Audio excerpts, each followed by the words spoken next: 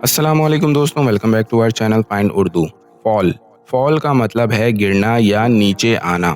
فال کا مطلب ہے کسی چیز کا نیچے گر جانا، چاہے فزیکل ہو جیسے کسی چیز کا فلور پر گرنا، یا میٹافوریکل جیسے کسی کی عزت یا پاور کا کم ہو جانا۔ فال کا یوز ایموشنل اور سیزنل کانٹیکسٹ میں بھی ہوتا ہے، جیسے فال سیزن جو آٹم کو ریپرزینٹ کرتا ہے۔ فار ایگزامپل، پیڑ کے پتے پھر گر گئے جب موسم بدلا۔ Be careful not to fall on the slippery floor.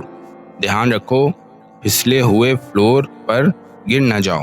تو دوستو، فال کا مطلب ہے گرنا یا نیچے آنا۔ امید ہے اب آپ کو فال کا مطلب سمجھ میں آ گیا ہوگا۔ ملتے ہیں نیکسٹ ویڈیو میں۔ شکریہ۔